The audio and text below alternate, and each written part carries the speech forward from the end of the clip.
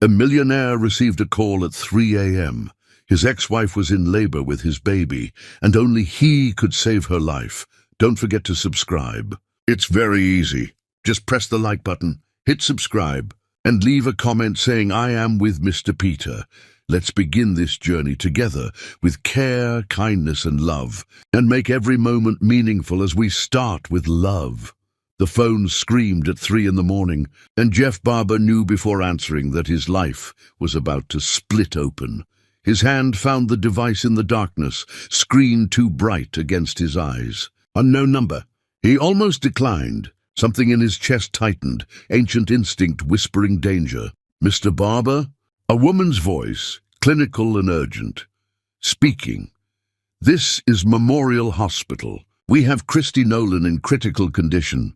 She's hemorrhaging during childbirth. Her blood type is AB negative. Her supply is depleted and the nearest bank is hours away. You're listed as her emergency contact. Hospital records show you're a match. Can you come immediately?" The words landed like bullets, each one tearing through a different part of him. Christy, childbirth, emergency. His mind couldn't process the sequence. Christy had left him 8 months ago, packed her things while he was traveling, left a note on the kitchen counter that said nothing and everything. He'd called 60 times that first week. She never answered. Eventually, her number disconnected entirely. Pregnant. She'd been pregnant and never told him. "Mr. Barber, we need an answer. Minutes matter." "I'm coming." He hung up before the nurse could respond. His hands shook as he pulled on clothes, not bothering with matching. His mind spun in circles, unable to land on a single coherent thought. The elevator took centuries. The parking garage echoed with his footsteps. His car roared to life, and he drove through empty streets, the city a blur of streetlights and stop signs he barely saw. Pregnant.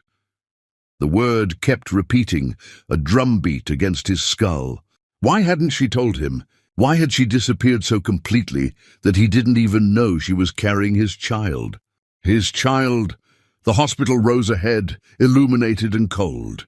He parked crooked across 2 spaces and ran through automatic doors that opened too slowly. The reception desk was empty. He looked around wildly until a nurse emerged from a hallway.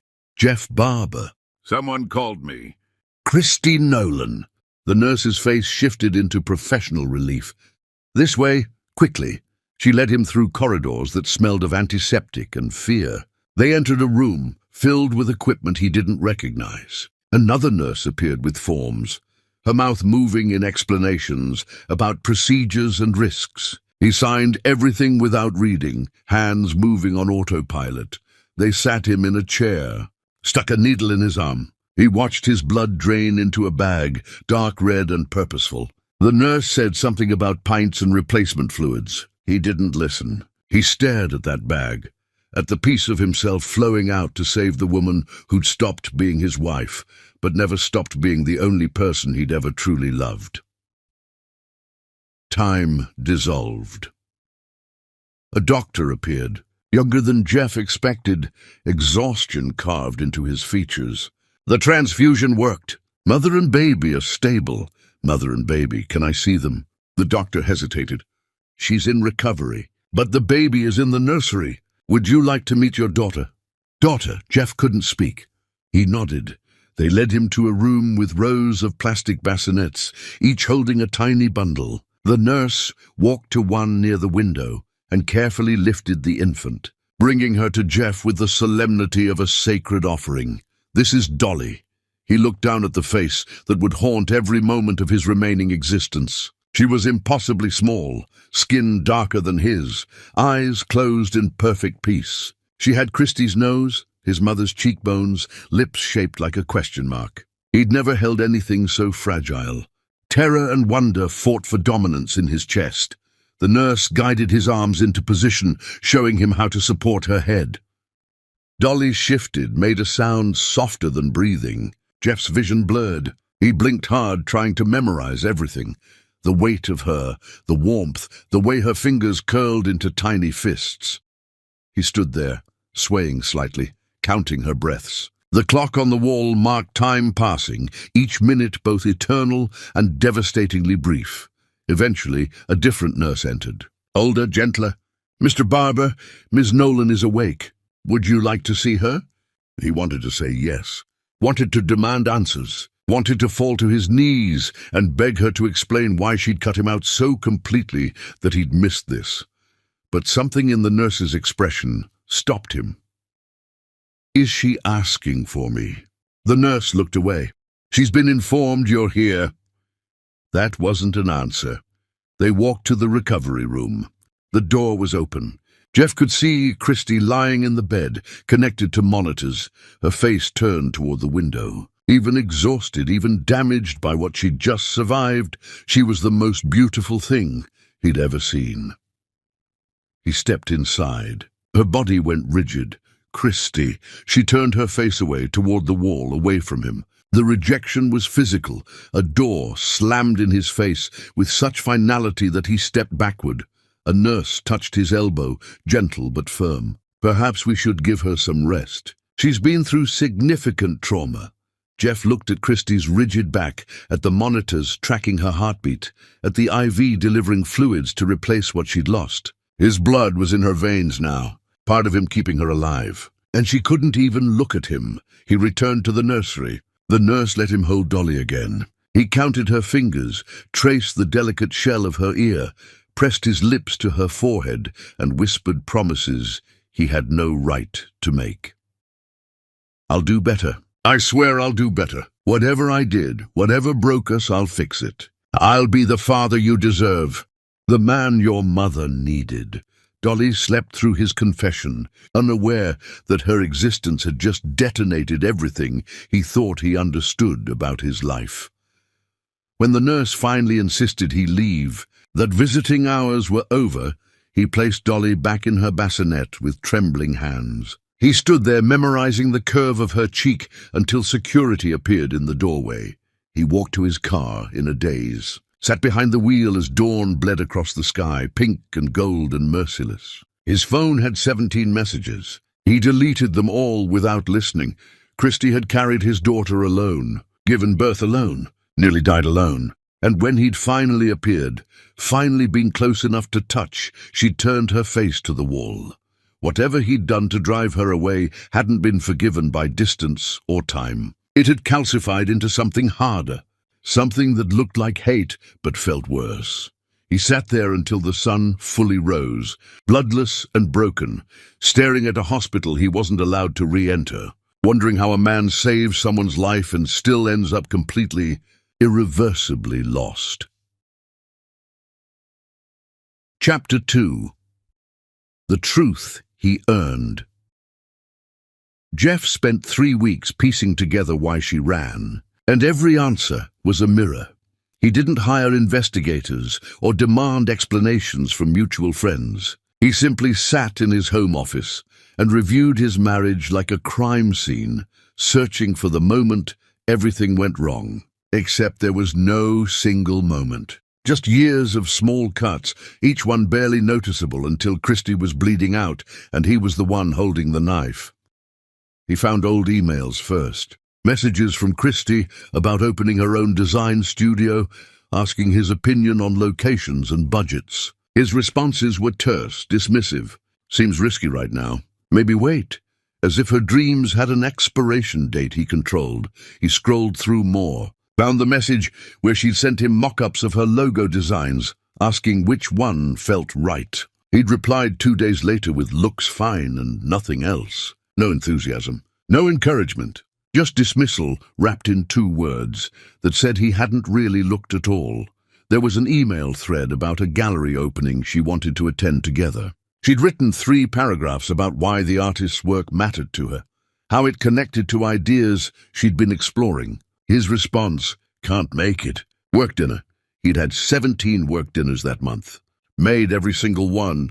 Missed everything she invited him to. The emails painted a picture of a woman reaching out repeatedly, each attempt met with indifference or refusal, until finally the messages stopped coming altogether. The last one she'd sent was blank. Just a subject line. Never mind.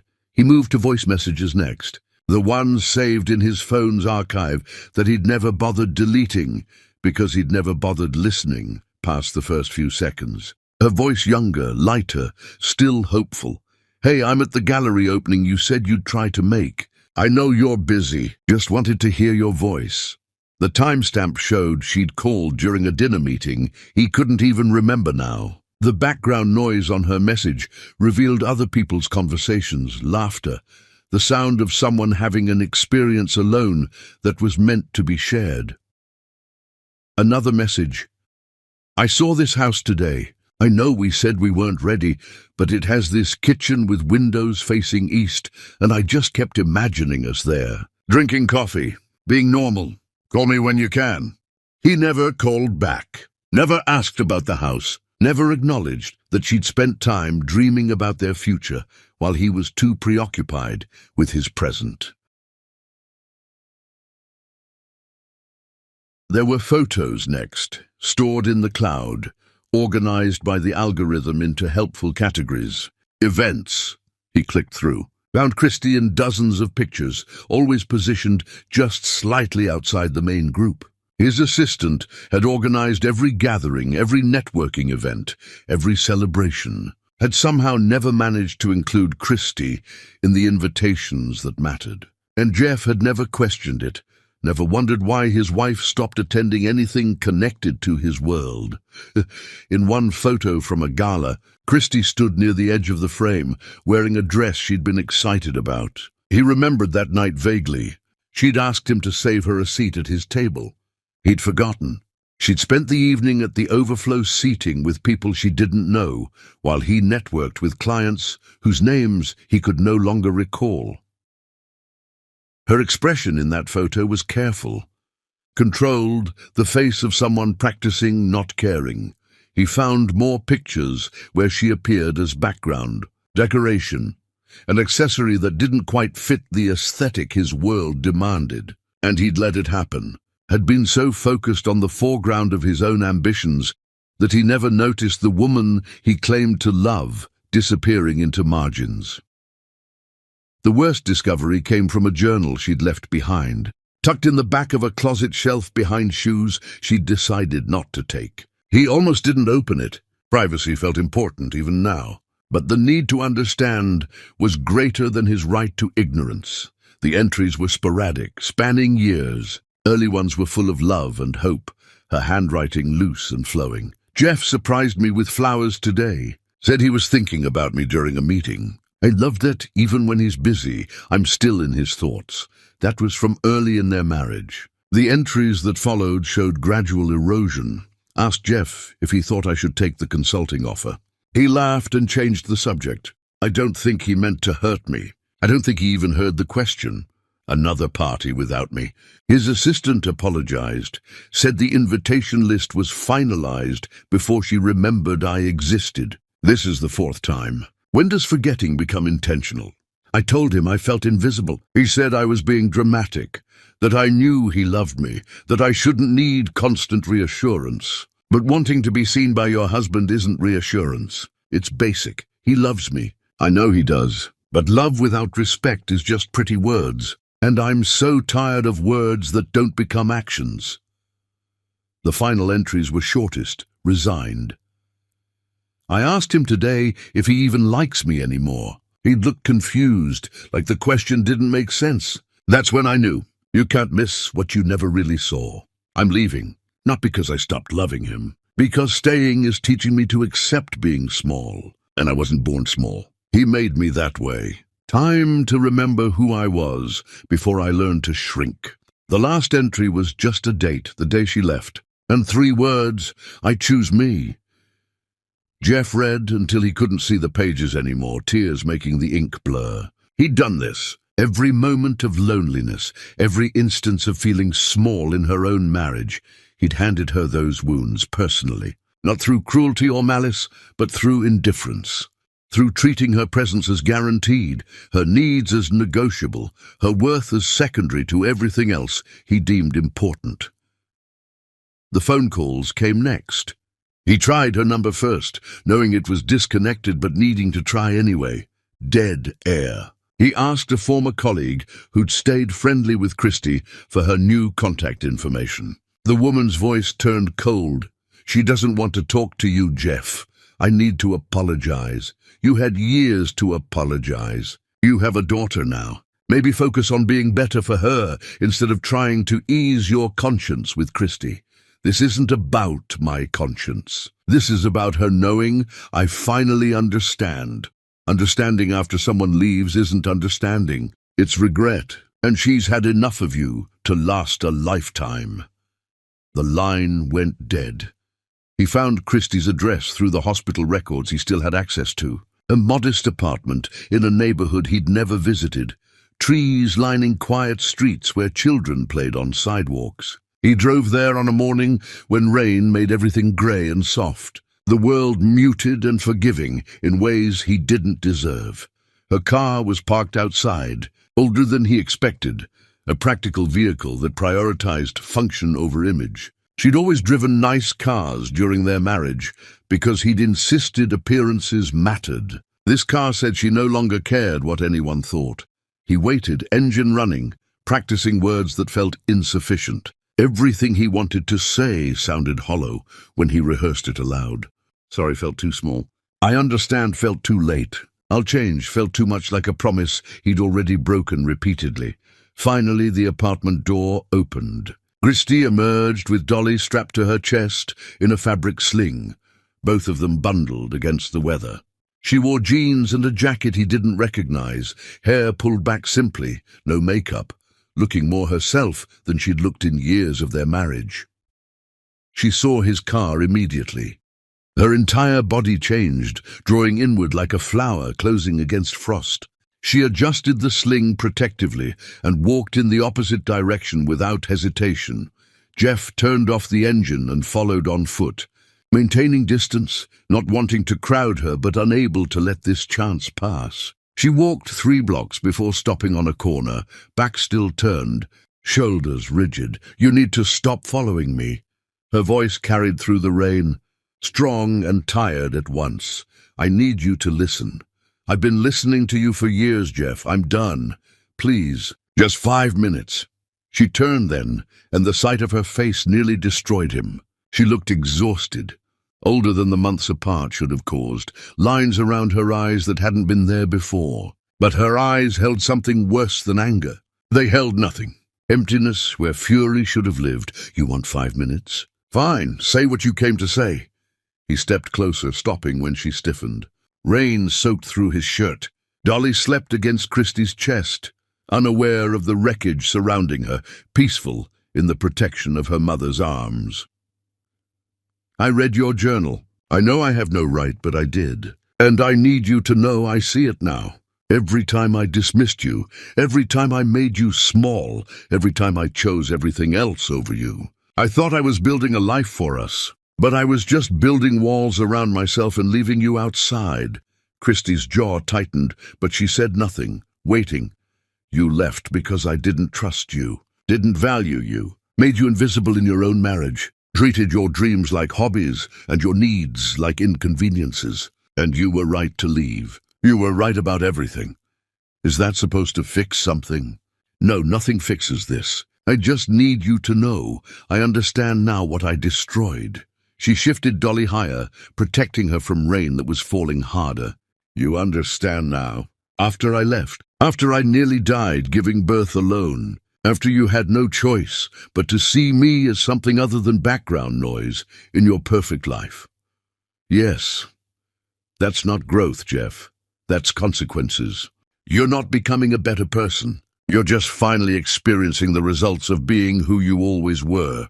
The words hit like fists. He absorbed them, nodded, accepted them as truth. "You're right. I know I'm right. I spent years being right while you were too busy to notice." A woman with an umbrella passed them, glancing curiously at this confrontation happening on a street corner in the rain. Christie waited until she was gone, not wanting witnesses to this moment. "You want me to forgive you? To say it's okay now that you've had your revelation? It's not okay. You don't get to show up with apologies and expect me to forget what it felt like to be married to you. To ask a question and watch you look through me like I was furniture. To achieve something I was proud of, and have you respond with empty praise that showed you hadn't listened to a word I said. I'm not asking you to forget. I'm asking you to let me prove I'm different. Why would I waste my time watching you try? What you did to me wasn't a mistake, Jeff. It was a pattern. Years of patterns. And patterns don't break just because someone finally notices they exist. Because Dolly deserves a father who isn't the man I was. Christy's face transformed, something dangerous flickering in her eyes. Don't you dare use our daughter as leverage. You lost the right to claim her when you made me so small I had to leave to remember I was human. Jeff stepped back immediately, hands raised. You're right. I'm sorry. That was wrong. That was me trying to manipulate you into giving me what I want. That's exactly the kind of thing the old me would have done. She stared at him, breathing hard, Dolly beginning to stir against her chest from the tension radiating through her mother. You need to leave. Stop coming here. Stop following me. Figure out your guilt on your own time, in your own space, away from me. Christy. No. You weren't ready to hear this before. Hearing it now doesn't erase 8 years of being invisible. Go home, Jeff. Process your feelings somewhere I don't have to watch. Somewhere I don't have to be part of your redemption arc. She turned and walked toward a grocery store, disappearing through automatic doors that swallowed her into artificial light and music. Jeff stood in the rain until his clothes were soaked through, until he was shivering, watching the entrance she'd vanished into, understanding finally that being right, being sorry, and being heard were 3 entirely different devastations, and that even when you understood all 3, it didn't guarantee forgiveness. It just meant you finally comprehended the depth of what you'd destroyed. Chapter 3. Ghost Money. Jeff discovered you can give everything to someone and still mean nothing to them. The packages started arriving on a morning when autumn was turning the world gold.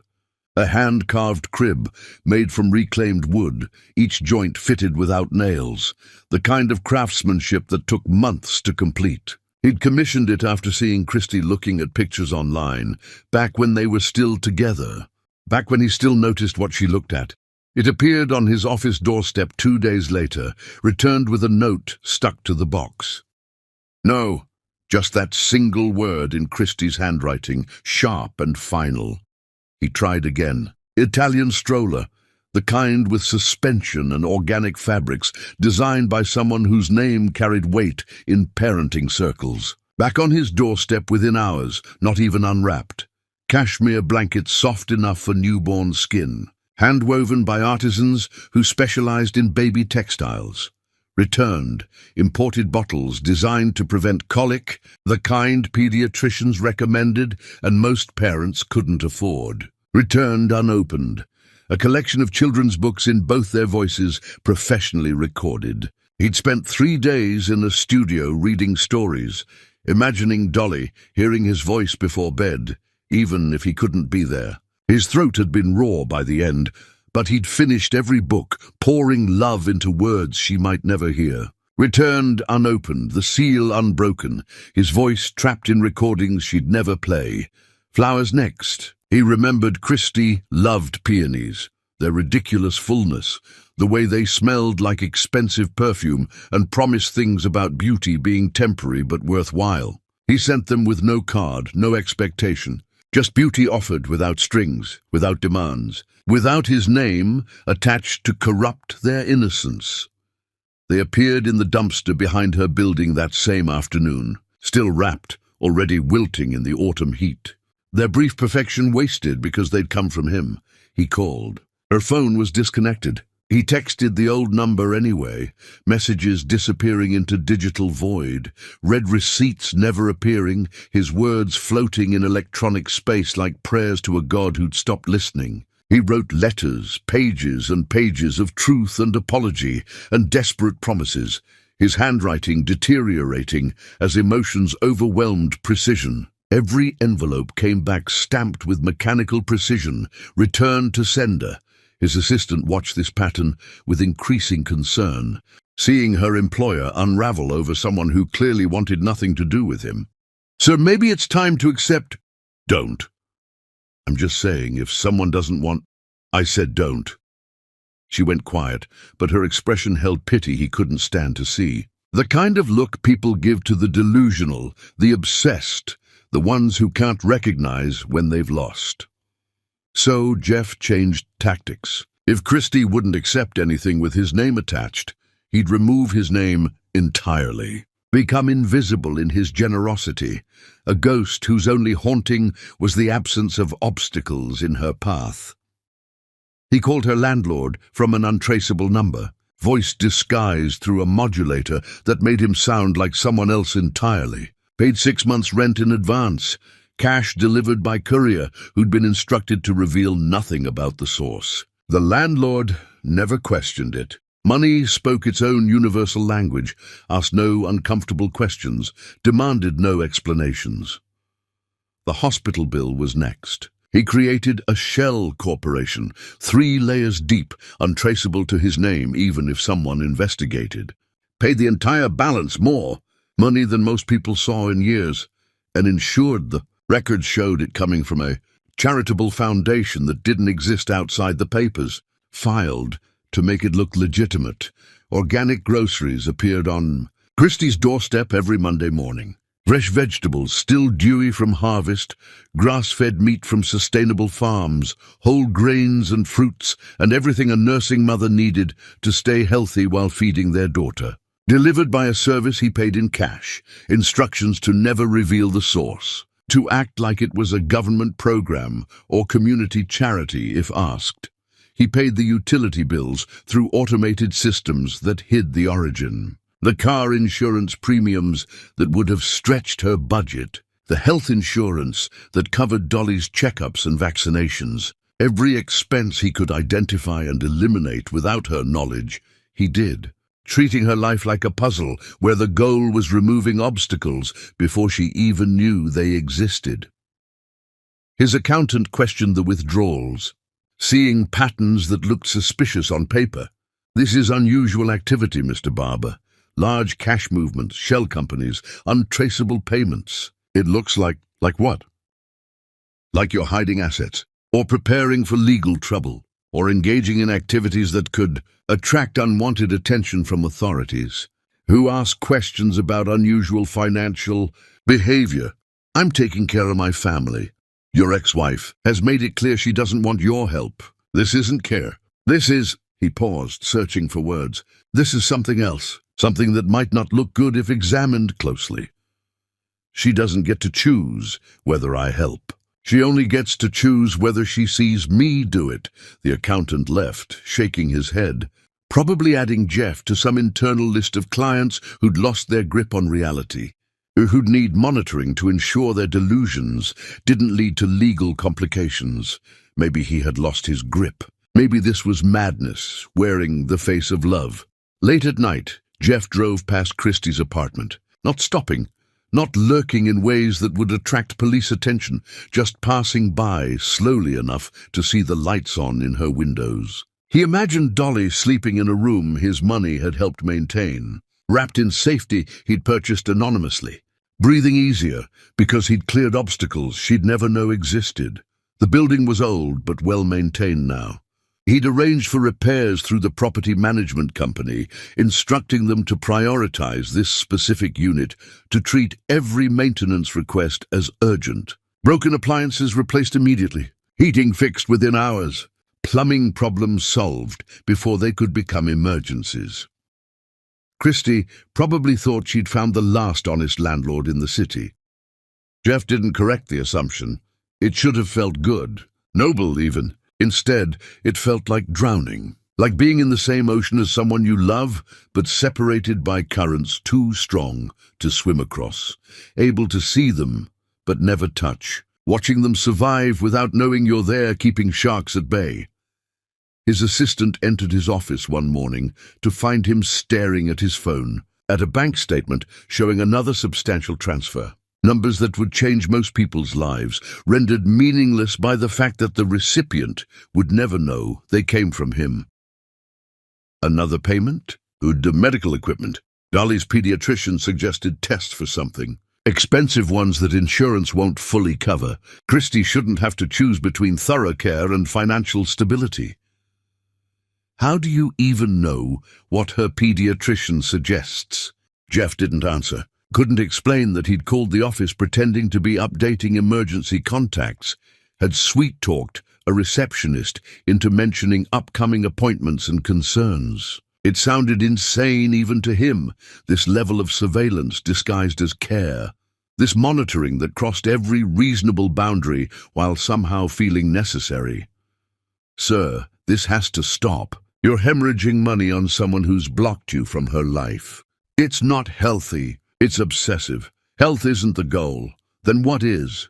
Penance. Provision. Being present in the only way she'll allow, which is not being present at all. The word hung between them, heavy and final. Explanation that explained nothing. His assistant gathered her things quietly, the gesture of someone preparing to leave more than just the room. I think you need to talk to someone. A professional, someone who can help you process what you're going through and maybe establish healthier boundaries. I talk to professionals constantly. They manage my money, my properties, my legal obligations. They help me hide my involvement so the people I love can benefit without the burden of gratitude. I mean someone who can help you process the emotional component. A therapist, a counselor, someone who specializes in helping people move forward instead of remaining trapped. I don't need processing. I need Christy and Dolly to have everything they require without the burden of accepting it from me. That's all I need. That's the only thing that makes any of this bearable. She left without another word, resignation implicit in her posture.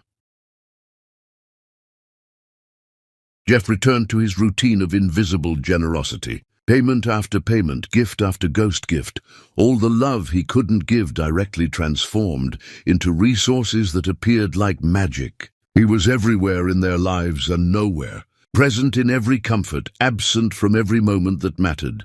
The world saw a billionaire with too much money and no sense, someone whose grief had curdled into something unhealthy. Christy saw nothing. She never acknowledged the payments, never questioned where the money came from, never looked at her suddenly easier life and wondered about the invisible architect behind her good fortune. Maybe she thought she was luckier than she'd realized. Maybe she assumed government assistance or charity from community organizations. Maybe she simply didn't have time to investigate blessings that arrived without explanation. Too busy surviving single parenthood to question why survival had suddenly become less brutal.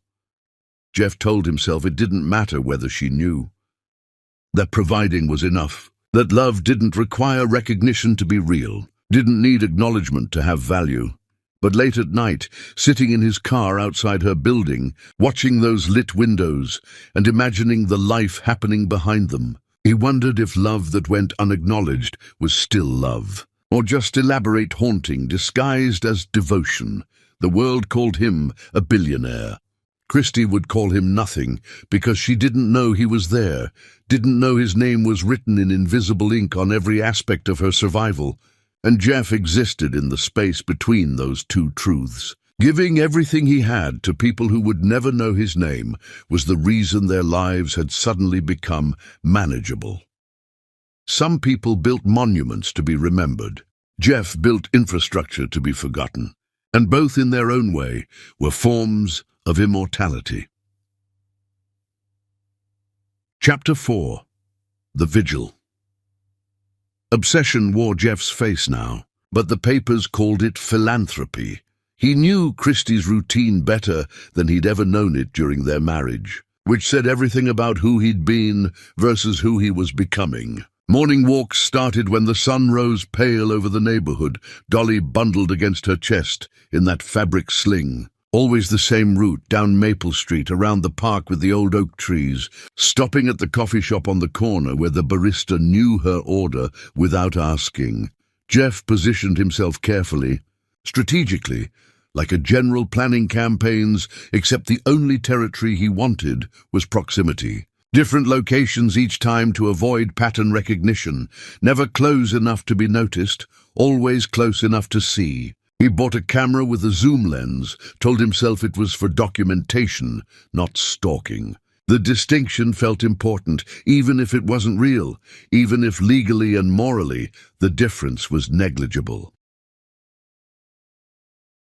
Thursday mornings they went to the park. Christy would spread a blanket under the oak trees, whose roots had broken through sections of pathway, and let Dolly explore the grass, tiny hands grabbing at dandelions and clover, while Christy read books that made her frown in concentration. Psychology texts, business strategy guides, novels with worn covers that suggested rereading. Jeff watched from his car, parked 50 yards away behind a row of hedges, and memorized the way sunlight caught in Christy's hair, the way she'd pause her reading to check on Dolly, the way she seemed more relaxed here than she'd ever been in their expensive home.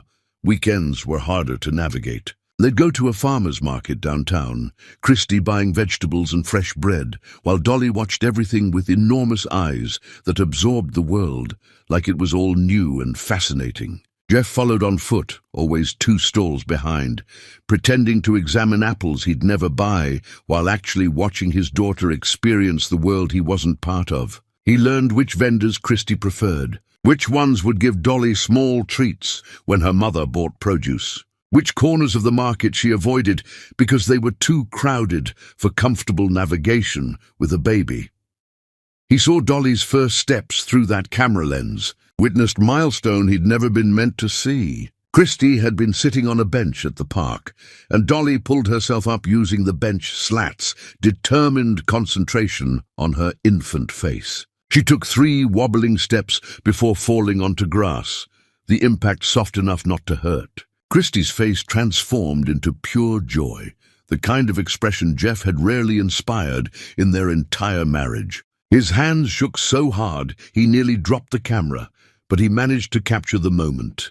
Proof that his daughter was growing, even as he remained frozen in position of permanent observer. He had the photo printed and framed, kept it on his desk, where no one would ask questions because no one came to his office anymore. Just him and an image of a moment he'd stolen, beauty he had no right to possess. His professional life began collapsing around him like a building losing structural integrity. Meeting requests went unanswered for days. Investment opportunities passed, while he sat in parked cars, watching his former family exist without him. His assistant resigned with barely concealed frustration, unable to watch him deteriorate, unable to enable behavior she clearly thought was unhealthy. His board of directors started making noise about leadership concerns, about fiduciary responsibility, about whether someone this distracted could be trusted with the empire he'd built. He didn't care.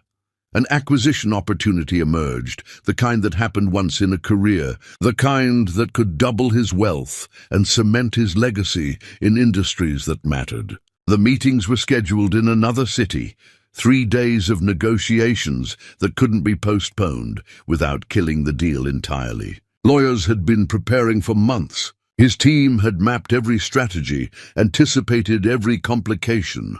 He cancelled everything. Dolly had a pediatrician appointment that week.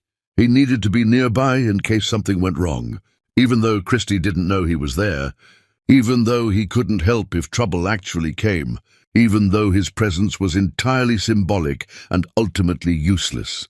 The deal fell through, cost him more money than most people would see in multiple lifetimes. His board was livid, threatened to remove him, questioned his competence and commitment. He didn't attend the emergency meeting they called, sent a brief email explaining nothing, offering no justification they'd understand, because how could he explain that watching his daughter breathe mattered more than any amount of money? That being close enough to potentially help, even if help never materialized, felt more important than accumulating wealth he'd never need. Journalists noticed his absence from galas and conferences, from the mandatory performances of success that powerful people staged for each other.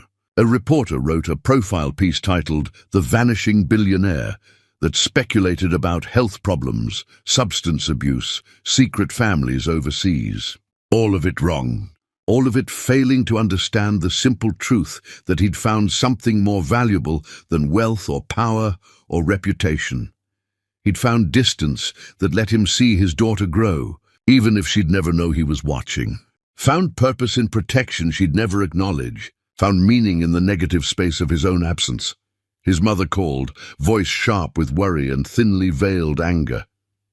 "Jeffrey, what's happened to you? People are saying terrible things. You need to make a statement, show your face, remind everyone who you are and why you matter.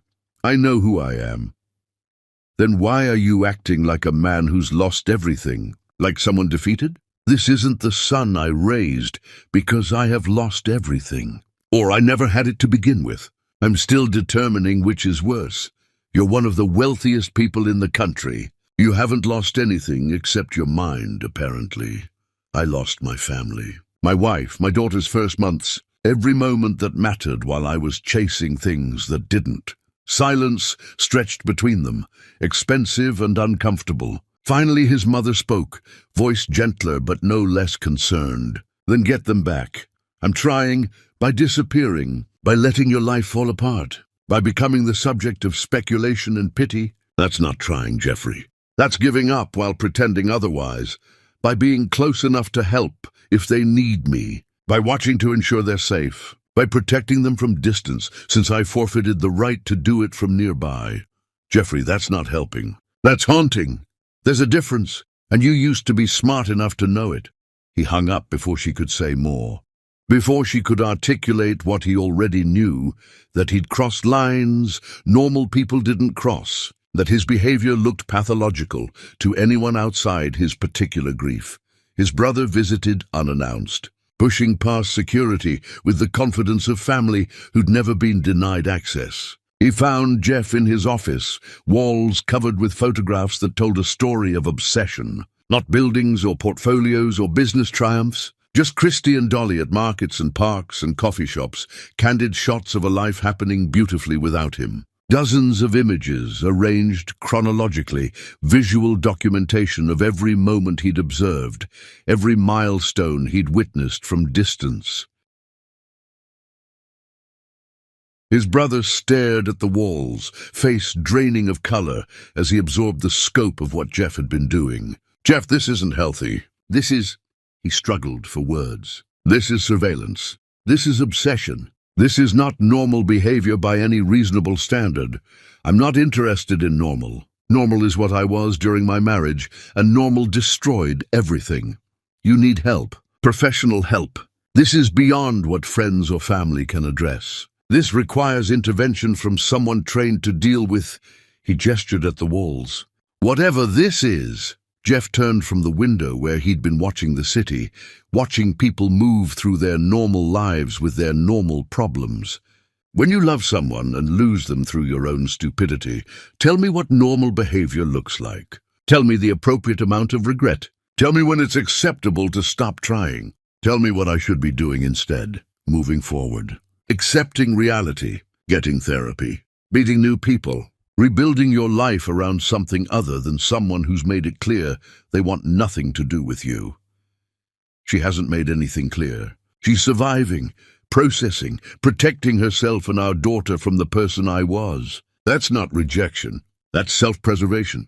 And I don't fault her for it. It's been months, Jeff, half a year of this. If she wanted reconciliation, she'd have reached out. Her silence is an answer. Her silence is trauma. And I won't rush her healing just because I'm uncomfortable with patience. His brother approached slowly, like Jeff was a wild animal that might bolt or attack. "Do you hear yourself? You're describing stalking, following someone's routine, taking photos without permission, monitoring their activities. This is textbook stalking behavior, and the fact that you share a child doesn't make it legal or healthy. I'm describing love. The kind that doesn't give up just because it's inconvenient or uncomfortable or unwanted. The kind that persists. Love doesn't hide in parked cars taking photos. Love doesn't track someone's routine without their knowledge. Love doesn't..." He stopped, regrouped. "Love respects boundaries. Love doesn't make the other person uncomfortable. Love certainly doesn't involve surveillance. Love doesn't give up just because it's inconvenient or uncomfortable or unwanted. Love persists. Love adapts. Love finds ways to protect even when protection isn't wanted. That's what makes it love instead of just sentiment. His brother looked at him for a long moment, something like grief crossing his features. You need her to breathe the same air as you. That's what you told me last month. Do you realize how that sounds? How disturbing that is? I realize how it is. I realize what it costs me and what it gives them. And I've made peace with the exchange. Jeff, I'm not hurting anyone. I'm not interfering in their lives. I'm just being close enough to matter if they need me. What's wrong with that? Everything, his brother's expression said. Everything about this is wrong. But he left without saying it aloud, and Jeff returned to his vigil, watching from windows and parking lots and distant benches. A man with billions of dollars living like someone destitute, surviving on stolen glimpses of a life that wouldn't let him in, wondering if this was penance or just the slowest form of suicide. The world thought he'd had a breakdown. They wrote articles about pressure and wealth and men who couldn't handle success. They were wrong about all of it. Jeff hadn't broken down. He'd simply finally understood what mattered. And now he was spending every remaining moment of his life trying to be close to it. Even if closeness meant maintaining an unbridgeable distance, even if love looked like absence, even if the only way to protect them was to become invisible. A man with 18 billion in assets lived like a beggar now, surviving on stolen glimpses of a life that wouldn't forgive him. And he'd never felt richer or more desperately poor at the exact same time. Chapter 5. The Hospital Run. Fate gave Jeff one chance to hold his daughter again, and he took it like a thief in the night. Winter had arrived sharp and sudden, the kind of cold that made breath visible and bones ache. Jeff sat in his car outside Christie's building, heater running, watching snowflakes accumulate on the windshield. It was late, later than his usual vigils, but something kept him there. Instinct, maybe, or the universe finally offering mercy. The apartment lights had been steady all evening. Then suddenly they started flashing. Not like someone playing with switches, rapid, panicked, the kind of signal people make when they're desperate and don't know what else to do. Jeff's entire body went rigid. Something was wrong. He was out of the car before conscious thought, running across the street, taking stairs 3 at a time. Her apartment was on the 3rd floor. He'd never been inside, but he'd memorized the number. He pounded on the door. Christy. Christy, it's Jeff. The door flew open. Christy stood there, eyes wild, phone in one shaking hand. I can't. The car won't start and she's burning up and I can't. Behind her he could hear Dolly crying, a sound that didn't match her usual fussing. This was different. In pain or fear or both. Let me help. Christy looked at him, barriers crumbling in real time. She nodded once, sharp and desperate. Jeff moved past her into an apartment he'd never been invited to enter. Dolly lay on the couch, face flushed dangerous red, body shaking despite the blankets wrapped around her. He didn't ask permission, just scooped her into his arms, blankets and all, feeling heat radiate through fabric like she was burning from the inside. Christy grabbed her purse and they ran, all 3 of them, downstairs and through cold air to his car. He buckled Dolly into the back seat, Christy climbing in beside her, and then he drove like someone racing the end of the world. Red lights became suggestions. Speed limits were irrelevant. The hospital was across town, but he made it in what felt like both seconds and centuries. Emergency room doors slid open. Nurses appeared like they'd been summoned. Someone took Dolly from his arms, and suddenly she was gone, disappearing behind curtains with Christy following. And Jeff stood in the waiting room, feeling his heart try to beat its way out of his chest. Hours dissolved. He sat in plastic chairs that hurt his back and watched a television he didn't see. A janitor mopped floors. A security guard changed shifts. The coffee machine in the corner hummed its broken tune. Finally, a doctor emerged. Young, tired, but smiling. High fever from an infection. We've got her on antibiotics. She'll be fine. Jeff's knees went weak. He sat down hard, face in his hands, breathing like he'd run a marathon. You can see her now. She's sleeping, but she's stable. The room was small and dim. Dolly lay in a pediatric bed that made her look impossibly tiny, IV in her small arm, monitors beeping steady reassurance. Christy sat beside the bed, head tipped back against the wall, eyes closed, exhausted. Jeff stood in the doorway, uncertain if he was allowed further. Christy's eyes opened, found him. "Come in!" 2 words. An invitation that felt like forgiveness, even though it wasn't. He entered slowly, stopping at the foot of the bed. Dolly's breathing was easier now, face returning to normal color. Relief made him dizzy. "Thank you." Christy's voice was raw. "If you hadn't been there, if I'd wasted time calling an ambulance, I was there. Why were you there?" The question hung between them, weighted with implications he couldn't avoid. He could lie, make up something plausible about being in the neighborhood, about coincidence and luck, but he was so tired of lying. "I'm always there." Christy stared at him, understanding dawning across her face. "How long?" "Since the hospital. Since she was born. I watched to make sure you're both safe." He expected anger. Accusations of stalking, threats of restraining orders, fury at the invasion of privacy. Instead, Christy just looked at him, something unreadable in her expression. "That's why rent gets paid when I don't have money. Why groceries appear. Why bills I can't afford somehow get settled. Yes. You've been taking care of us. Trying to." She turned back to Dolly, watched her daughter breathe. "I should be angry. You should be.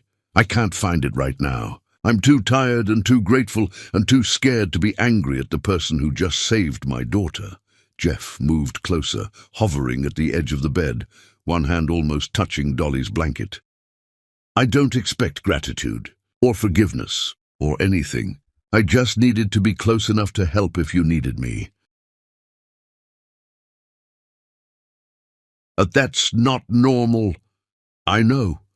That's obsessive and invasive and probably a dozen other words my therapist would use." "I know that too." Christy was quiet for a long time.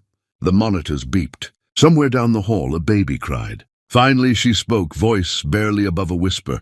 "You really have changed. I've had to.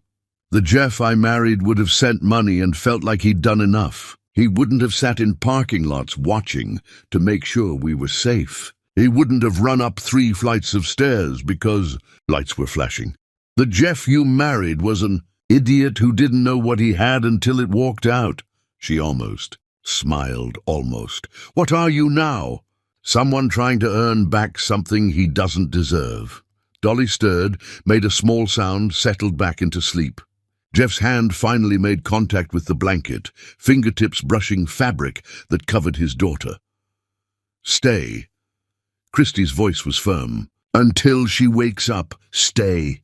Jeff looked at her, searching for tricks or traps, found only exhaustion and a mother's desperate need to not be alone while her child recovered.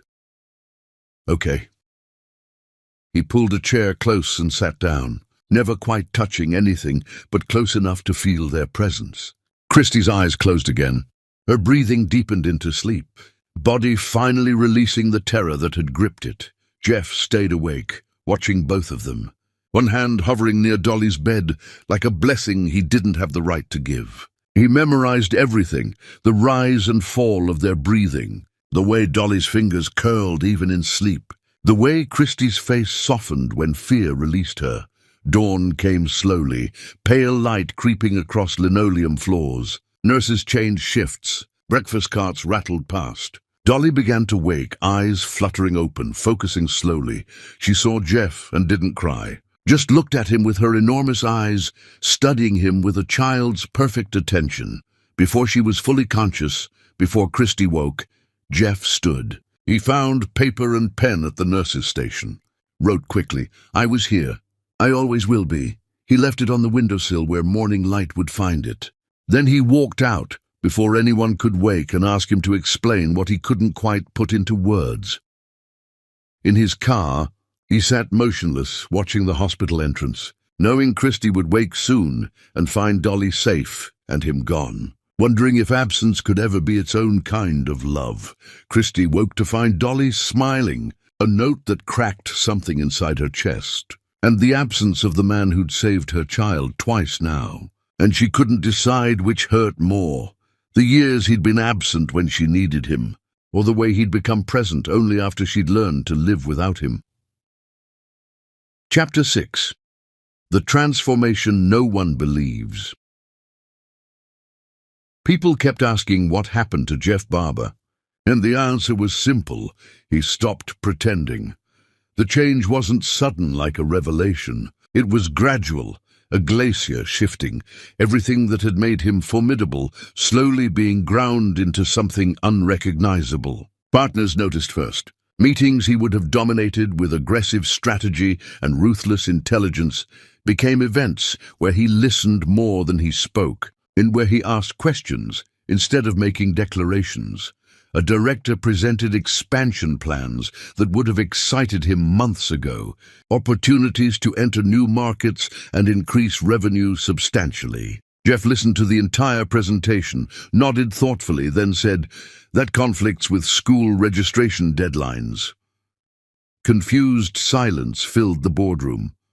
Whose school registration? Jeff didn't answer, just declined the expansion and left the room while his board members exchanged concerned glances. 3 days later, he sat in his car outside an elementary school administration building, not just sitting, watching with intensity that bordered on reverence. Christy emerged carrying forms, Dolly holding her hand, both of them bundled against autumn wind that scattered leaves across the parking lot. He didn't approach, just watched to make sure Christy completed the paperwork, that she didn't struggle with requirements or deadlines or bureaucracy designed to make simple things complicated. When they left, satisfied that the registration was complete, he remained parked there for another hour, staring at the building his daughter would attend, imagining her learning to read in classrooms he'd never see, imagining parent-teacher conferences he wouldn't attend, imagining a future unfolding in spaces he'd forfeited the right to occupy. His lawyer arrived uninvited one afternoon, briefcase full of custody petitions and legal strategies that had taken weeks to prepare. "We can file tomorrow. With your resources and her situation, the court will likely grant you substantial custody rights. We have documentation of your financial stability, your willingness to provide, your biological connection. The law is on your side here. Get out." The lawyer blinked, uncertain he'd heard correctly. "Mr. Barber, you have rights as a father. Legal rights. The law gives you pathways to establish custody, to ensure access to your daughter. We've invested significant time developing strategies that," I said, "get out and don't come back. Send me a final bill and consider our relationship terminated." The lawyer gathered his papers, face tight with professional offense and genuine confusion. "You're making a mistake. You'll regret limiting your legal options." "I've made plenty of mistakes. I'm not adding this one to the list. I'm not forcing my way into my daughter's life through courts and lawyers and legal pressure. If I can't earn my way in, I don't deserve to be there." After that, word spread through professional networks that Jeff Barber had lost his edge. That wealth had finally broken him the way it broke everyone if they had too much for too long. They didn't understand that wealth had nothing to do with it. He'd finally encountered something more valuable than winning, and it was the simple act of not making things worse. He stopped wearing suits, showed up to the few meetings he still attended in jeans and shirts that had seen too many washings, fabric soft from age rather than luxury. His appearance committee sent concerned memos about brand image and professional standards, about the message his casualness sent to stakeholders and partners. He ignored everyone, deleted the emails without reading past the subject lines. He stopped attending conferences, declined speaking engagements that would have enhanced his reputation, let his subscriptions to industry publications lapse, stopped reading newsletters about market trends and competitor strategies. His world narrowed to a radius of a few miles, everything centered around the apartment where Christy and Dolly lived, like they were the sun, and he'd accepted his role as distant planet maintaining orbit. The letters came next, therapy disguised as correspondence. He wrote every few days, pouring truth onto pages the way people used to confess to priests. Not asking for anything, just explaining everything he'd done wrong, acknowledging every moment he'd made her small, cataloguing his failures with surgical precision. I replayed the night you told me you felt invisible. I said you were being dramatic. I can see your face now, the way it closed off when I dismissed your feelings. I can't take back those words, but I need you to know I understand now what they cost you. I found the gallery invitation you sent me. I'd promised to come. You'd spent weeks looking forward to it. I cancelled 2 hours before because a client wanted drinks. I don't even remember that client's name now. But I remember your voice when you called to say it was fine, that you understood. That understanding was you learning not to expect me. Every time my assistant forgot to include you on an invitation, I should have noticed. Should have questioned why my wife kept getting excluded from events I attended. Should have made your presence non-negotiable. Instead, I accepted explanations about finalized lists and limited space. I chose convenience over you repeatedly until you stopped asking to be included. He mailed them knowing they'd be returned. Watched them appear on his doorstep days later, envelopes unopened, his confessions unread. He kept writing anyway, because the act of articulating his understanding felt important, even if no one ever read the words, even if they were just exercises in self-awareness destined for disposal. Twice a month, he went to her door, knocked quietly, not pounding, not demanding. Waited while she decided whether to open it, respecting whatever choice she made. Sometimes she did, stood in the doorway with arms crossed, listening while he spoke, her expression neutral and evaluating. I understand now why you left. How I made you feel like furniture in your own life. How I prioritized everything over you and called it ambition when it was really just selfishness. I'm sorry. I'll always be sorry. Not because I want you to absolve me, but because you deserve to hear someone acknowledge what they did wrong. Christy never invited him in, never responded beyond the bare minimum, nods, occasional questions, mostly silence, but she listened, and that felt like more than he deserved. Other times she didn't answer at all. He'd stand there knowing she was on the other side of the door, feeling his presence through the wood, choosing silence as her response. He never knocked again once she'd made her choice clear. Just left quietly and returned 2 weeks later to try again, the cycle repeating with patient desperation. His friends staged an intervention during what they probably considered his darkest moment. 5 people he'd known for years, sitting in his living room with expressions of concern that masked judgment and discomfort, like they were visiting someone terminally ill. Jeff, this has to stop. You're destroying yourself over a woman who's moved on. You need to accept reality and start rebuilding. She hasn't moved on. She's surviving what I did to her. That's different. Moving on implies choice. She's enduring consequences. Semantics. Point is, you need to accept reality. Get therapy. Move forward. Meet someone new. There are plenty of women who'd be interested in someone with your resources and status. Jeff looked at them. These people who'd never understood what Christy meant, who'd probably encouraged the behavior that drove her away, who measured relationships in terms of status and resources rather than connection. You think love just stops because someone else stops returning it. We think obsession isn't love. We think what you're doing isn't healthy or productive. We think you need professional help. Then you've never loved anyone. Real love doesn't have an off switch. It just keeps going, even when it's inconvenient and painful, and makes you look pathetic to people who don't understand what it means to lose something that mattered.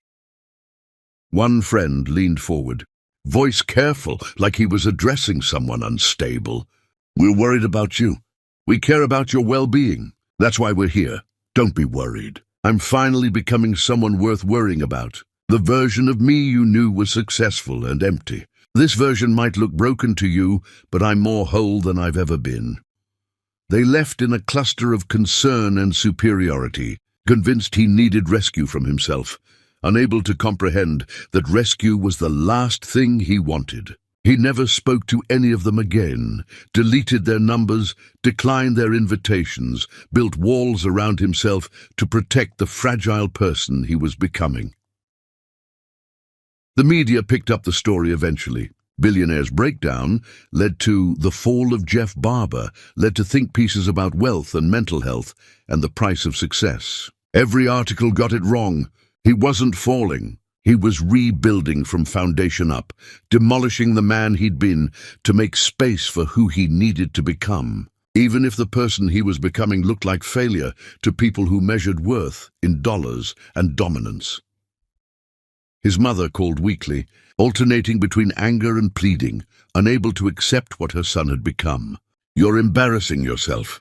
People are talking. Your father's friends are asking questions I can't answer. Questions about your mental state, your competence, whether the family name is being tarnished by your behavior. Tell them I'm learning humility. You're learning to be walked over. There's a difference between humility and letting people destroy you, is there? Or is that just what powerful people tell themselves to justify never admitting fault?" She hung up frustrated, unable to comprehend that her son had finally found something more important than reputation or status or the approval of people whose opinions had never mattered as much as they'd pretended. Late nights found Jeff sitting in his empty house, rooms too large for one person. Silence echoing off expensive surfaces that had once represented achievement. He'd built this place to impress people whose names he couldn't remember now, filled it with art and furniture chosen by designers to signal wealth rather than reflect taste. Every corner screamed success, and none of it mattered anymore.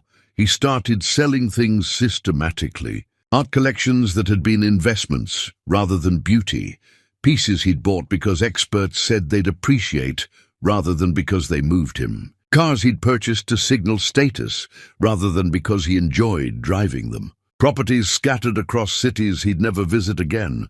Vacation homes he'd used twice. Investment real estate that generated income he didn't need. He kept only what he needed: one car, one home, enough clothes to function. Funneled everything else into accounts earmarked for Christy and Dolly, building their future while dismantling the monuments to his past. His financial advisor protested the liquidations. "You're selling assets at terrible rates.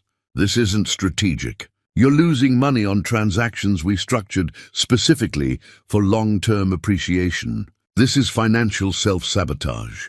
Strategy is what got me here. I'm trying something else, which is simplification, clarity, reducing my life to what actually matters and discarding the rest, no matter what the market says it's worth. But the losses are just numbers. I need you to understand something. Money stopped mattering the moment I realized it couldn't buy back what I'd lost. Everything I'm selling was purchased during the years I neglected my family. It's all tainted. I don't want it anymore." The advisor left shaking his head, probably wondering if his client was having some kind of breakdown, unable to understand that this was the opposite, a breakthrough into clarity about what had value and what was just elaborate distraction. 6 months passed this way, then 9. People stopped asking questions, stopped expecting him to return to who he'd been. He became a ghost in his own industry, present only enough to sign necessary papers, absent from everything that once defined him. And through it all, he showed up at Christie's door. Every 2 weeks, like clockwork, with apologies that never felt adequate and humility that came too late, but came anyway. She never asked him to stop coming, never threatened restraining orders or called it harassment, just listened in doorways, face unreadable, then closed the door and returned to a life he'd forfeited the right to share. Jeff walked away each time, wondering if humility was supposed to hurt this much, if becoming better was always this slow, if redemption was even possible, or just a story people told themselves to make suffering feel purposeful instead of pointless. He realized, finally, that humility wasn't a strategy to win someone back. It was the price of admission to becoming someone worthy of the love he'd lost. And whether Christie ever let him back in didn't change the cost or eliminate the debt. He'd pay it anyway, every day, for the rest of his life if necessary, because love, real love, didn't end with a signature on divorce papers or with someone turning their face to the wall. It just changed shape, became patient, learned to wait in doorways and parking lots and empty houses, hoping not for forgiveness, but for the chance to be different when it finally mattered, if it ever mattered again. Chapter 7. The Invisible Architect. Jeff built his daughter's future from shadows, signing his name in invisible ink. The lawyer he hired for this was different from the custody attorney he'd fired.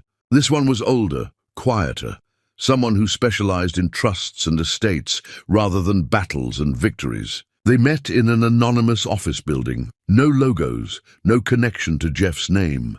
I need to set up a fund. $5 million initially. More later. The beneficiary is my daughter, but my name can't appear anywhere on the documentation. The lawyer studied him over reading glasses. That's complicated. Legally, a parent establishing a trust usually... I don't care about usually. I care about possible. Why the secrecy? Because if she knows it comes from me, her mother will refuse it. And my daughter deserves a future that isn't limited by my past mistakes. The lawyer made notes, asking questions about distribution schedules and management structures. Jeff answered mechanically, focused not on the details, but on the principle. Dolly would have education covered, medical care, a house when she was older. Safety built from money that carried no strings, no obligations, no ghost of the father who'd failed her mother. There's also the matter of your existing will. Change it. Everything goes to Christie and Dolly, no conditions. If I die tomorrow, they get full control. That's unusual for someone with your assets. Most people, I'm not most people. And they're not most beneficiaries. They're my family. Family. The word sounded wrong in his mouth, a language he'd forgotten how to speak fluently. But he used it anyway, claiming a relationship that existed only in biology and hope. The documents took weeks to finalize. Jeff signed dozens of papers, each one a small act of invisibility. His name appeared nowhere beneficiaries would see. Just shell companies and blind trusts and legal structures designed to hide generosity behind bureaucratic layers. When it was done, the lawyer shook his hand. Your daughter is very fortunate. She's fortunate her mother left me before I could damage her the way I damaged Christie. The lawyer had no response to that. Jeff's calendar emptied further. No more board meetings to attend. No more deals to close. He'd stepped back from everything except maintaining the wealth that kept his daughter safe. Even that was mostly automated now, managed by people he trusted to keep systems running while he focused on what mattered, which was proximity.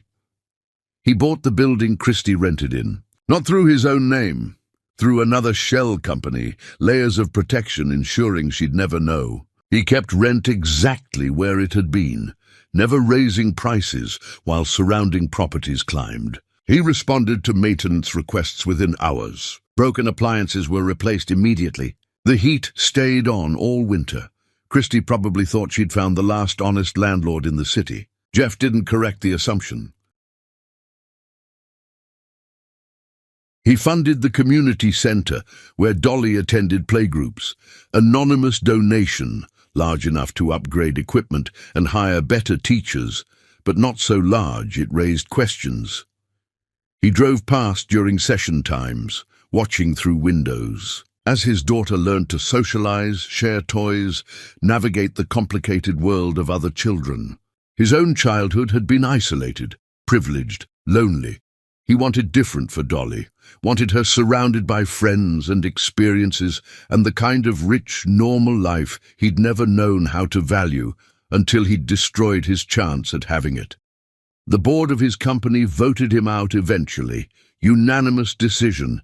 He'd become a liability, they said. Absent leadership, distracted priorities. His assistant delivered the news with pity in her eyes. I'm sorry, Mr. Barber. Don't be. They're right. What will you do now? Same thing I've been doing, just with more time. He signed the resignation papers without protest, kept enough stock to remain wealthy, but released operational control. Let other people run the empire, while he focused on being present in ways that didn't require acknowledgement or gratitude. His lawyer questioned the decision.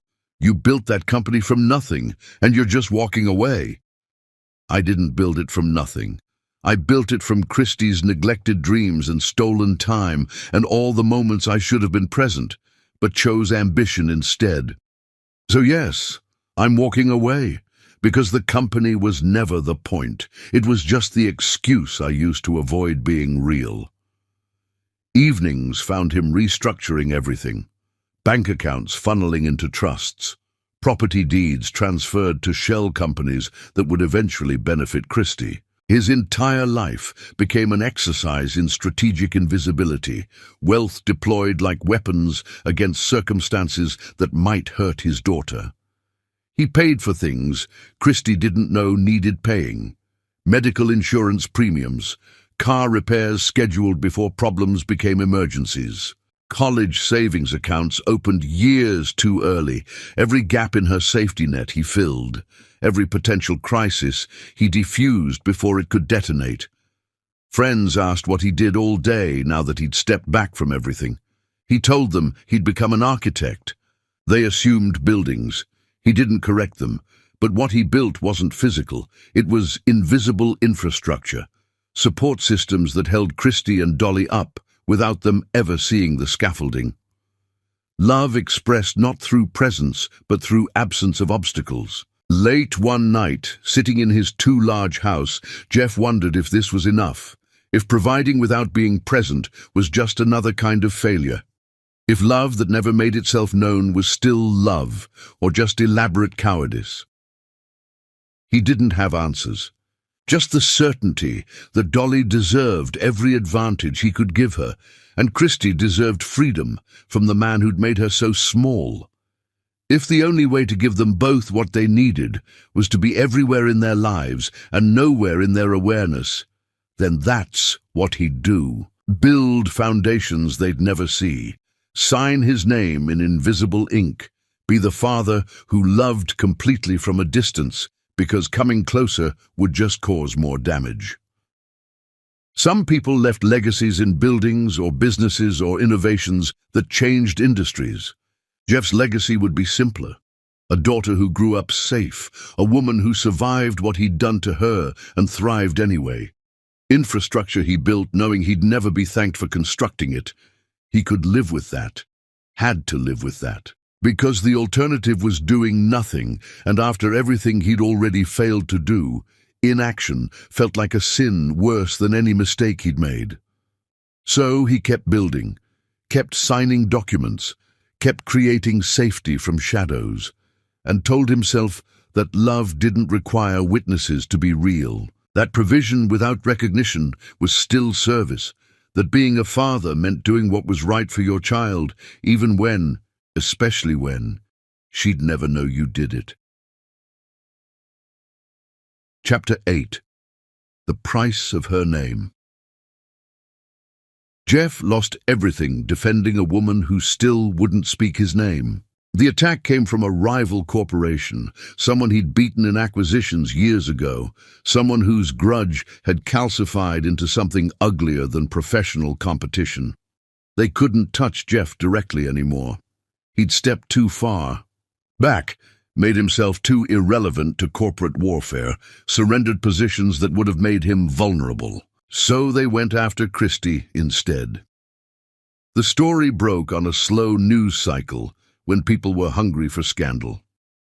Former wife of billionaire Jeff Barber accused of embezzlement. The article was detailed, damning, full of manufactured evidence about misappropriated charitable funds during their marriage. It claimed Christie had siphoned money meant for foundations, used her position to enrich herself, disappeared before auditors could investigate thoroughly. All of it was fiction, elaborate, carefully constructed fiction designed to look credible. But fiction printed in major publications became truth faster than corrections ever could. spreading through social media and secondary sources before fact-checkers could intervene. Jeff saw the article at dawn, sitting in his car outside Christie's building like always. His phone lit up with notifications, texts from former colleagues, calls from lawyers, emails from journalists wanting comment or clarification. He ignored all of them initially, rereading the article repeatedly, watching lies crystallize into something that could destroy Christie's reputation and future. The article included details only someone with access to confidential records could know, twisted and misrepresented, but specific enough to seem credible. Bank account numbers, transaction dates, meeting schedules, everything factual except the interpretation, which transformed innocent actions into apparent crimes. His hands were steady as he dialed his legal team, voice cold and precise. "I need a press conference, today, and I need every financial record from my charitable foundation, every transaction log, every audit report, every piece of documentation we have. Full transparency. Send it to every major outlet before noon. No redactions, no privacy concerns, everything." "Mr. Barber, we should craft a careful response. Assess the damage before—" "There's no assessment. There's only correction. The story is a lie designed to hurt someone I already hurt enough. Set it up. Now. I don't care what it costs or what it exposes about me. Just do it." They scrambled, understanding from his tone that argument was pointless. By afternoon, Jeff stood in a conference room facing cameras and reporters who'd written him off months ago as irrelevant, as someone whose breakdown had removed him from circles that mattered. They showed up expecting damage control or desperate denials, got something else entirely. Jeff spoke without notes, voice steady and cold, anger channeled into precision. "Christy Nolan has more integrity in her silence than I had in 8 years of marriage. The accusations against her are fiction designed to hurt me through someone who no longer has any connection to my life. I'm providing complete financial records that prove her innocence. Every transaction, every audit, every piece of evidence that shows these accusations are manufactured lies. Full transparency."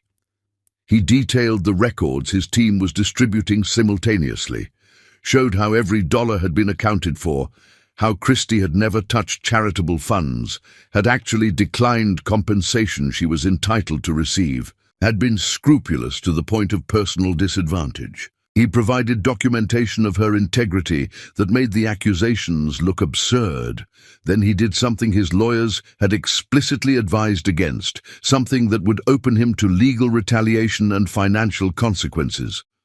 The people making these accusations know they're lies. They're using a woman I hurt enough already as ammunition in corporate revenge.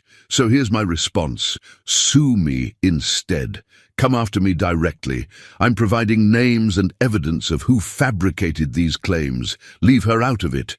She's survived enough damage from being associated with me. I won't let it continue, regardless of what it costs me.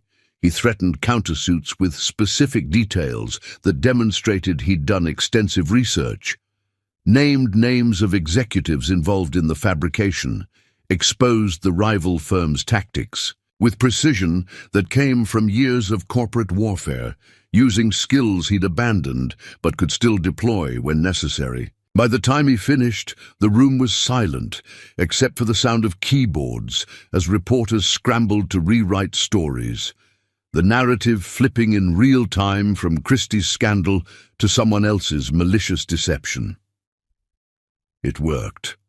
The truth spread faster than the lies had. Major outlets issued corrections within hours. The rival firm's reputation took the hit intended for Christie, their stock price dropping as investors questioned leadership ethics. But revenge cost more than Jeff had calculated. The rival retaliated viciously and systematically. Pulled contracts Jeff still had stake in, killed deals in progress through backroom pressure on mutual partners, leveraged relationships to bleed his portfolio with surgical precision, targeting every remaining vulnerability. Partners who'd been neutral suddenly sided against him, unwilling to risk association with someone embroiled in public conflict. Investments collapsed under coordinated pressure. Property values tanked as buyers mysteriously withdrew. Contracts were cancelled, citing vague concerns about reliability and reputation. The financial bleeding was ruthless and efficient. Within a month, Jeff's wealth had dropped catastrophically. Not poor. He'd never be poor with the assets that remained, but damaged in ways that would take years to recover from, if recovery was even possible. His legal team estimated losses in hundreds of millions, possibly crossing into billions, depending on how long the retaliation continued. They expected him to be devastated, to fight back with equal ruthlessness, to deploy the corporate warfare tactics he'd once mastered. Instead, he seemed relieved, almost lighter. Good, maybe now people will stop confusing money with what matters. Maybe losing most of it will finally teach me what I should have learned when I still had Christie. His assistant, one of the few who'd stayed through everything, looked at him with something like awe mixed with concern. You sacrificed everything for someone who won't even talk to you, someone who might never acknowledge what you did. I sacrificed money. That's not everything. That's barely anything. Most people would disagree. Most people have never lost something that actually mattered. Money is just a measurement system. It doesn't have inherent value. It's only worth what you can exchange it for. And I already learned the things worth having can't be bought. The business press had a field day, articles dissecting his fall, analyzing his mistakes, declaring him a cautionary tale about emotional decisions in business contexts. Every piece focused on financial losses, strategic failures, the price of letting sentiment override logic. None of them understood he'd calculated the cost before making the choice, had known exactly what defending Christie would trigger and done it anyway without hesitation, because some things were worth more than wealth. And protecting the woman he'd failed from additional damage, he could prevent ranked higher than maintaining assets he'd never needed in the first place. Christie watched the press conference on her phone, Dolly napping nearby, unaware of the storm happening around her mother's name. She'd seen the original accusation that morning, felt old shame rising, the feeling of being collateral damage in Jeff's world, punished for proximity to power she'd never wanted. Targeted because someone wanted to hurt him, and she was vulnerable. Then she watched him dismantle the lies systematically, watched him expose himself to retaliation without flinching, watched him choose her safety over his own, transform himself into a shield against attacks meant for her. Her hands shook as she set the phone down. She pressed palms to her eyes, breathed through complicated feelings she couldn't name yet, emotions that had no simple category. He was different, unrecognizably different from the man who'd made her invisible, who'd have calculated the cost of defending her and chosen self-preservation instead. This version of Jeff didn't protect himself at others' expense. He absorbed damage meant for someone else without hesitation, without even considering alternatives. But she didn't call, didn't text, didn't reach out to thank him for something she'd never asked him to do, for protection she hadn't requested, just sat in her quiet apartment, watching afternoon light move across walls, whispering to Dolly, who couldn't hear. Your father is learning what should have been obvious from the beginning, that people matter more than anything else. That love means sacrifice without expectation of return. Redemption, she was beginning to understand, wasn't performed on stages for applause. It was bled out in choices no one applauded, in sacrifices made without expectation of recognition, in the slow, painful work of becoming different when no one was watching, except the person you'd harmed most. Jeff was bleeding out his redemption publicly, letting the world watch him pay for defending her name. And Christie, despite every wall she'd built, despite every reason to stay distant and protected, felt something crack in her chest. Not forgiveness. Not yet, but acknowledgement. The beginning of seeing him as something other than the man who'd destroyed her. The first glimpse of who he'd become in the ruins of who he'd been. She picked up her phone again. stared at the paused image of Jeff facing cameras, shoulders straight, despite knowing what his words would cost, expression calm, while setting himself on fire to keep her safe from sparks. Her finger hovered over contacts. His old number was still there, never deleted despite being disconnected. She could find his new number easily enough. Could reach out, could offer something, thanks, acknowledgement, the smallest recognition that she'd seen what he'd done. Her finger moved away. She locked the phone, placed it face down on the table. Not yet. He'd changed, yes. Proven something important beyond question. But actions weren't automatic erasure of history. Proof of transformation wasn't the same as permission to return. Wasn't forgiveness disguised as gratitude. So she sat with her complicated feelings, watching Dolly sleep peacefully, wondering how long she'd make him wait before admitting she'd been paying attention all along, that she'd seen every sacrifice, counted every cost he'd paid without complaint, wondering if there was a timeline for forgiveness or if it just arrived one day unannounced. Like spring after winter, that felt endless. Chapter 9. The Birthday That Stopped Time. Dolly turned 4, and Jeff came to watch her outgrow the father she never knew. The park was perfect. Autumn had painted everything gold and red. Trees dropping leaves that crunched underfoot. Air crisp enough to make breathing feel like medicine. Christy had chosen this place carefully, reserving the pavilion, decorating with balloons that caught wind and danced. Jeff parked 2 blocks away like always, walked slowly, hands in jacket pockets, a ghost attending a celebration he had no invitation to join. He could see the party from the sidewalk, children running, parents clustered in conversation, Christy moving through it all with practiced grace. And Dolly, his daughter, wearing a yellow dress that made her look like captured sunlight, hair done in careful braids, laughing at something another child said. He found his position behind a line of oak trees, far enough to be invisible, close enough to see. His chest hurt in ways that had nothing to do with physical pain. This was grief and love tangled together, the particular agony of watching your child grow into someone who didn't know you existed. The party followed familiar rhythms, games with prizes, snacks arranged on tables, parents taking photos while children performed unself-conscious joy. Jeff watched it all, memorizing details, storing images he'd replay later in his empty house. Christy lifted Dolly onto a carousel horse, securing her carefully, stepping back as the ride began its slow rotation. Dolly's face transformed into wonder, small hands gripping the pole, entire body relaxed into trust that nothing bad would happen while her mother watched. Jeff's vision blurred. He blinked hard, refusing to let tears interfere with these stolen moments. The cake came next. Elaborate construction shaped like a castle, candles blazing, everyone singing off-key. Dolly leaned forward, face serious with concentration, and blew. Candles extinguished. Adults cheered. Children demanded cake immediately. Jeff smiled despite everything. His daughter was happy, surrounded by people who loved her, celebrating in the way children deserved, completely unaware of the man watching from trees who'd give anything to be standing beside her mother, singing those same off-key notes. He'd planned to leave after cake, had promised himself he wouldn't stay too long, wouldn't risk being noticed, wouldn't turn her birthday into something uncomfortable.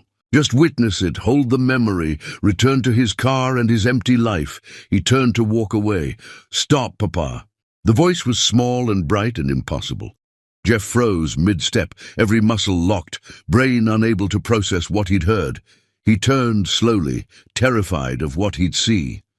Dolly was running toward him, actually running, tiny legs pumping, yellow dress flowing, balloons still clutched in one hand. She was looking directly at him, face determined, moving with the absolute certainty of a child who knew exactly what she was doing. The world narrowed to 7 yards of grass between them. Jeff couldn't move, couldn't breathe, couldn't do anything except watch his daughter close the distance he'd maintained for years. Behind her, Christy's head snapped up, her face drained of color. The entire party went quiet, parents stopping mid-conversation, children pausing their games, everyone turning to watch this small girl chase a man nobody knew. Dolly reached him and crashed into his legs, wrapping both arms around his knees, looking up with eyes that were his mother's and Christie's and somehow entirely her own. "I knew you'd come." Her voice was matter-of-fact, like she'd been expecting him all along, like his presence was inevitable rather than impossible.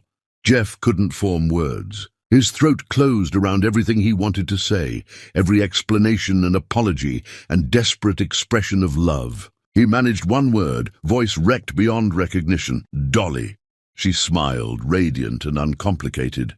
"Mama talks about you. She thinks I'm sleeping, but I hear her. She says you're learning to be better. Are you better now?" So the question destroyed him. He dropped to his knees in grass that smelled like autumn, eye level with his daughter, terrified to touch her, even though she was touching him. "I'm trying." Trying is good. Mumbu says trying matters more than perfect. Behind her, Christie walked toward them slowly, each step weighted with years of pain and protection and the complicated mathematics of forgiveness. She reached them and stopped, standing above where Jeff knelt with their daughter's arms still wrapped around him. Parents at the party whispered. Children watched with open curiosity. The moment stretched, fragile and enormous. Everything balanced on what happened next. Christie looked down at Jeff, at the man who'd bled for her, vanished for her, sacrificed everything for her, and never once demanded credit. Her voice shook when she spoke. "She's been asking about you. Started a few months ago. Where's my papa? Why doesn't he come see me?" I didn't know how to answer. Jeff's hands hovered near Dolly, not quite touching, afraid of breaking whatever spell had brought her to him. I didn't want to force my way in, didn't want to cause more damage. You've caused enough damage through absence, Jeff, through trying so hard not to hurt us that you made yourself into a ghost. I thought that's what you wanted. I wanted you to become someone different. You did, but then you stayed away like being different meant being gone. Dolly tugged on Jeff's shirt. "Don't you want to be here, Papa?" The question broke something fundamental. Jeff's carefully maintained composure cracked, tears he'd held for years, finally spilling over. His voice was barely audible. "I want to be here more than I've ever wanted anything. But I don't deserve—" "Stop!" Christie's voice was firm. "Stop deciding what you deserve. Let me decide. Let her decide." She crouched down beside them, creating a triangle, mother, father, daughter, in grass surrounded by witnesses and abandoned party games. Her hand moved to Jeff's shoulder, first touch in years, weight of it nearly unbearable. "You've changed. I've seen it. I've watched you become someone who puts us first even when it costs everything. That matters. It doesn't erase what you did, but it matters." Jeff looked at her through blurred vision, searching for tricks or traps or temporary mercy that would evaporate, found only exhaustion and hope warring in her expression. Dolly solved the problem by wrapping her arms around both their necks, pulling them into awkward proximity, laughing at her own ingenuity. "See? Better already." Christie almost smiled, almost. "It's not that simple, baby." "Why not?" "Because people hurt each other, and healing takes time." "Is Papa still hurting you?" The question made Christie pause. She looked at Jeff, really looked, seeing someone unrecognizable from the man she'd divorced. Someone humbled and present and desperately uncertain. Someone willing to kneel in public grass and let their daughter decide his fate. "No, he's not hurting me anymore. Then he can stay at my party." Jeff started to decline, to insist he shouldn't intrude, to retreat back into the careful distance he'd maintained. But Christie spoke first. "He can stay." 2 words. Permission that felt like forgiveness, even though it wasn't quite that yet. Jeff nodded, unable to speak. Dolly cheered, grabbed his hand, her small palm in his large one, connection that rewired everything, and pulled him toward the party. The other parents watched with confusion and curiosity. Christie followed behind, not explaining, just allowing this strange reunion to unfold. Jeff let Dolly lead him to the cake table, accepted a slice he couldn't eat, stood awkwardly while children asked who he was. "My papa!" Dolly announced with absolute certainty. He was lost, but now he's found. The children accepted this explanation with easy faith. Adults were less certain, but Christie's presence, her quiet permission, made it acceptable. The party resumed slowly. Jeff stayed at the edges, not quite participating, but no longer watching from distance. Dolly checked on him every few minutes. Bringing him leaves she found interesting, showing him how high she could jump. Performing childhood in all its unself-conscious glory, Christie watched this cautiously. Monitoring for signs, Jeff would revert to old patterns. But he stayed quiet, attentive, letting Dolly set every boundary, never pushing or demanding or expecting more than she offered. As the party wound down, parents collecting children, balloons deflating, Dolly grabbed both their hands. "This is my best birthday ever." Christie's eyes met Jeff's over their daughter's head. Years of pain and hope and complicated feelings passed between them without words. Finally, Christie spoke. "We need to talk. Not now, not here, but soon. Whenever you're ready. I don't know if I'll ever be ready, but we need to figure out what happens next. Whatever you decide, I'll respect it." She studied him, searching for manipulation or strategy, found only sincerity that looked exhausted from the effort of maintaining itself. "You can walk us to the car." Such a small thing. Permission to walk beside them, instead of following from distance. But it felt monumental. They gathered Dolly's presents, leftover cake, all the detritus of celebration. Jeff carried what Christie allowed him to carry, stayed a respectful distance, didn't presume familiarity he hadn't earned. At her car, Dolly hugged him goodbye, face pressed against his stomach, holding on with ferocity that suggested she understood this was important. "See you soon. Papa?" Jeff looked at Christie, asking permission. She nodded once. "See you soon, sweetheart." Dolly climbed into her car seat, already distracted by a toy. Christie closed the door, turned to Jeff, exhaustion and something else in her expression. "Don't disappear again. If we're doing this, if you're going to be present, then be actually present. No more watching from cars. No more ghost money. You're either in her life honestly or not at all. I'll be honest. I promise. I'm not doing this for you. I'm doing it because she deserves a father. And you've finally started becoming one." She got in the car without another word, drove away with Dolly waving from the back window until they turned a corner and disappeared. Jeff stood in the parking lot as the sun set, legs weak, heart hammering, everything he'd hoped for suddenly terrifying in its reality. His daughter knew him, had called him Papa, had chosen him in front of witnesses, and Christie had allowed it. Not forgiveness, not reconciliation, but a door opening just slightly, just enough to let possibility in. Jeff walked back to his car slowly, savoring the weight of Dolly's hand in his, the sound of her laughter, the reality that he'd held her again, not in stolen hospital moments, but in daylight with permission. 4 years of watching from distance, of being invisible, of building infrastructure without acknowledgement, and now, maybe, the beginning of something real. He kneeled in grass while a little girl decided his fate, and she'd chosen mercy. Now came the harder part, living up to it, being present honestly, proving transformation wasn't temporary performance, but permanent change. He drove home as night fell, and for the first time since Christie left, Jeff Barber allowed himself to hope. Chapter 10. Whole. Forgiveness didn't arrive with trumpets. It came in a whisper and a trembling hand. The days following the birthday moved slowly. Jeff woke each morning terrified the previous day had been hallucination, that Dolly hadn't called him Papa, that Christie hadn't given permission, that everything would dissolve back into distance and watching from cars. But Christie called.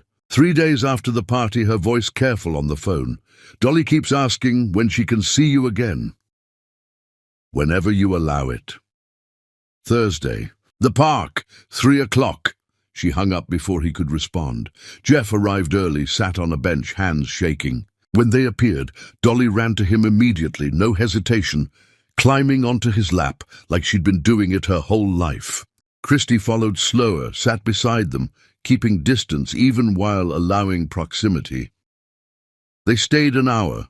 Dolly talked endlessly about everything important to 4-year-olds. Her favorite color, the best dinosaur, why clouds moved but trees didn't. Jeff listened like she was teaching him the secrets of the universe. Because she was. Christy watched silently, evaluating, measuring, searching for cracks in his transformation. Same time next week. Jeff nodded, not trusting his voice. The pattern repeated. Thursdays became sacred, marked on his calendar in permanent ink. Sometimes Christy stayed. Sometimes she left them alone at the playground, watching from her car, trusting cautiously. A month passed. Then 2. Dolly started calling him without prompting, wanting to show him drawings or tell him about school. Jeff kept every picture she gave him, hung them in his empty house until walls were covered with her crayon sunshine.